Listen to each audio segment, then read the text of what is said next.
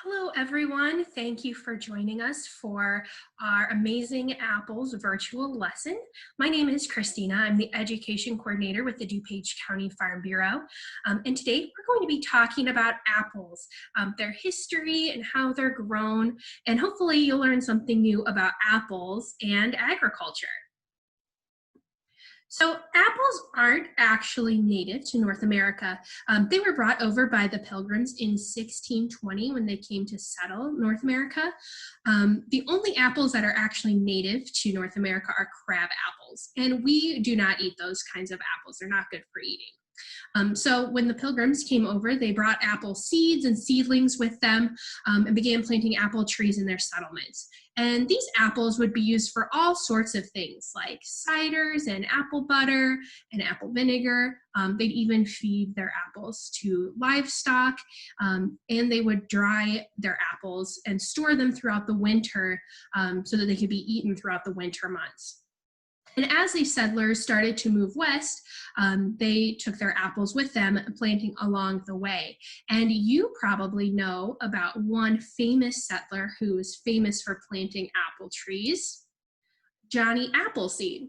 Well, Johnny Appleseed is actually his nickname. His real name was John Chapman, and he was a real person who was born in Massachusetts in 1774.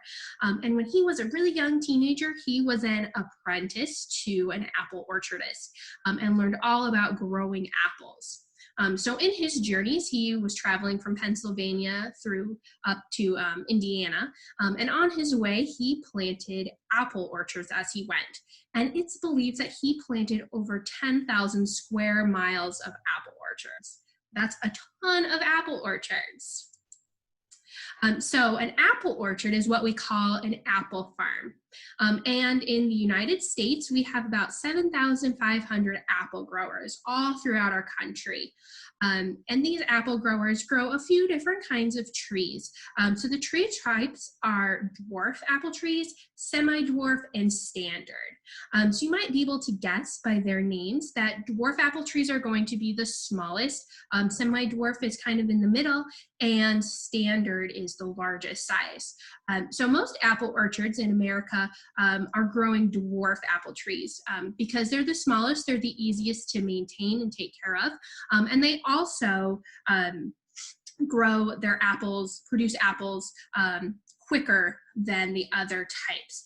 For dwarf apple trees, it only takes 2 to 3 years for them to start producing fruit. And then standard, it takes 6 to 10. So it takes a lot longer for a big standard apple tree to produce fruit than a dwarf.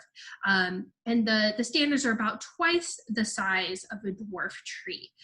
So it's a lot easier for farmers to take care of their dwarf apple trees. So where do we grow apples today? You can see on the map here, I've got 3 states circled. Apples are actually grown in all 50 states, but not commercially. Commercially means that they're being grown and sold for a profit to the public. So every state can grow apples, but only a few of them grow them commercially. So I've got the top 3 here circled. We've got Washington, Michigan, and New York. So I want you to take a second and look at these 3 states that I have circled and see if you can figure out what those 3 states have in common.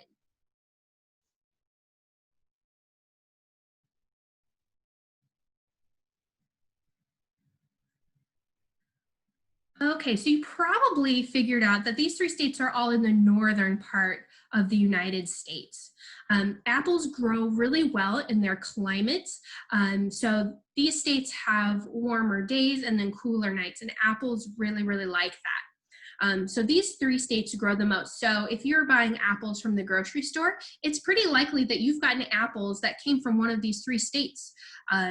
These apples are harvested in the fall, and then they are stored in cold storage and shipped all throughout the country. So you might be eating an apple from Washington and you might not even realize it. But that's not to say that we don't grow apples here in Illinois. In Illinois, we have 521 apple farms, and that's as of 2017. And these apple farms take up about over 2,000 acres. Now, an acre is about the size of a football field. And our state fruit is actually the Gold Rush apple. And a Gold Rush apple is similar to a Golden Delicious apple. It's more of a sweet dessert type apple. So we do have a lot of apple orchards here in Illinois as well. So farmers grow a bunch of different kinds of apples. These are called varieties. Varieties are different types. So you can see on this picture that I have here, this is a picture of a bunch of different varieties of apples. So we've got a Red Delicious, a Granny Smith, Honey Crisp, Golden Delicious, and Pink Lady. So I want you to take a minute and look at these apples and see, can you see what kind of differences they have? Go ahead and discuss those.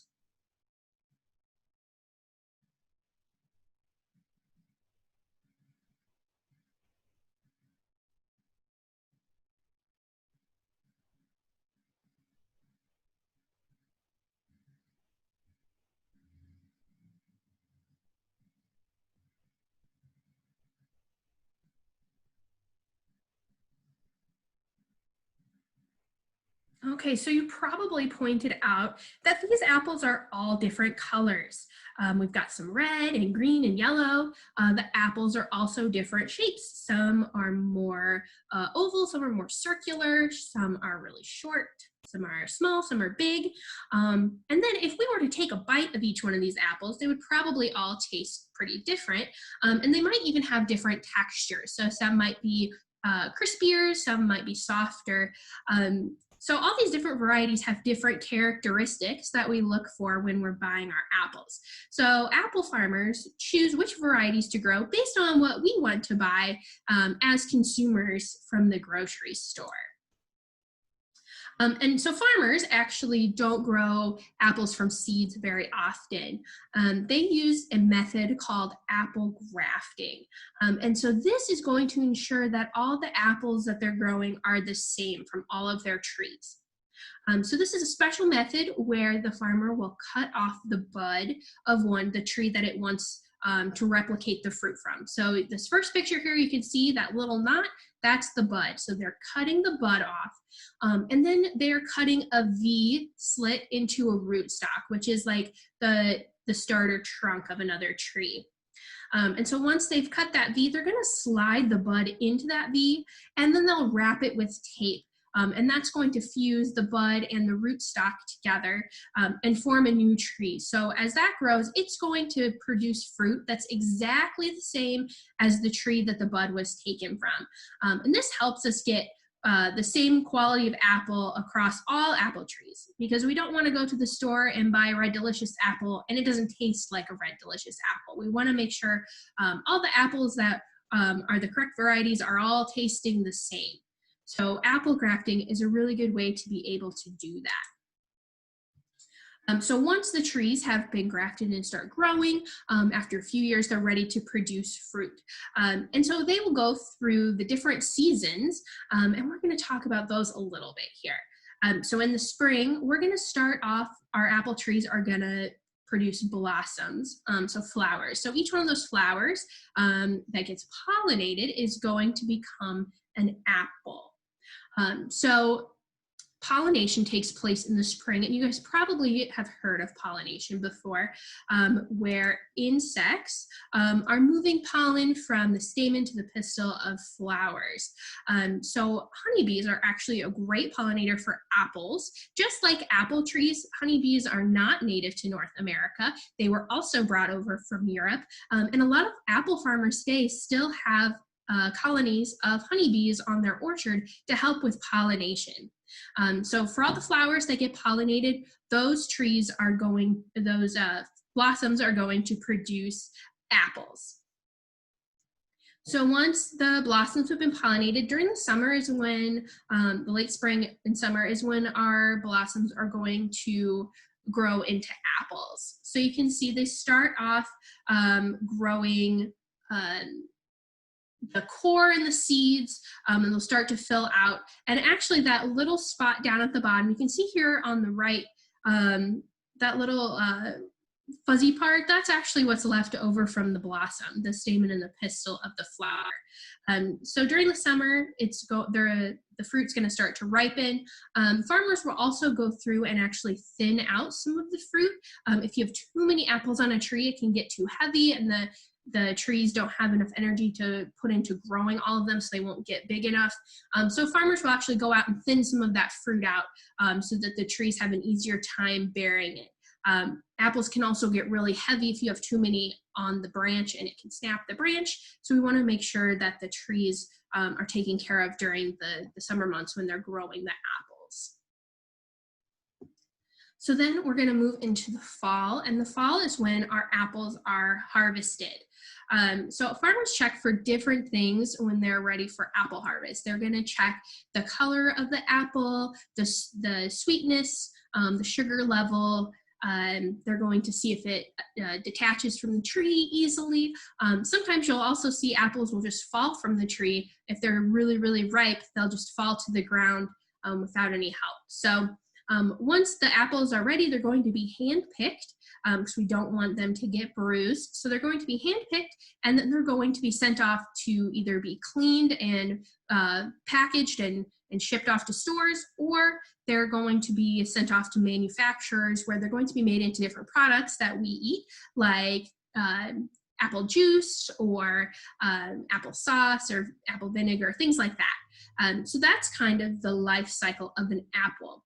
Now I've got one little video here to show you. This is an apple harvest video from Pennsylvania, but it just kind of shows how apples are harvested and give you an idea of what that looks like. So let's watch this. Pennsylvania produces more than 20 commercial varieties of apples. These apples are harvested throughout the season, from the first ginger gold in late summer to the very last pink lady in mid-November. Each apple is picked at its prime, determined by a series of tests to ensure optimal ripeness. Apple maturity can be determined by a pressure test, which uses a penetrometer to measure the apple's firmness. Additional tests may be used to assess the apple's conversion of starch to sugar. Here, a solution is applied to react with the starch. More mature apples will see little or no discoloration. When apples are at their peak, they're hand-picked by a skilled seasonal workforce, specially trained to ensure each apple reaches the packing house in the same condition it was found on the tree. Working from a ladder, pickers carefully remove each apple from its branch, without bruising and with the stem intact. This prevents decay of the fruit. Apples are placed in the picker's bag and then transferred to a large bin. A full bin contains 25 bushels, or 1,000 pounds of apples. Full bins are collected by forklift and carried to the loading area. Once picked and loaded, fresh market varieties are sent to a packing house or directly to local farm markets. Apples intended for applesauce, apple cider, and other products are shipped to a processing plant.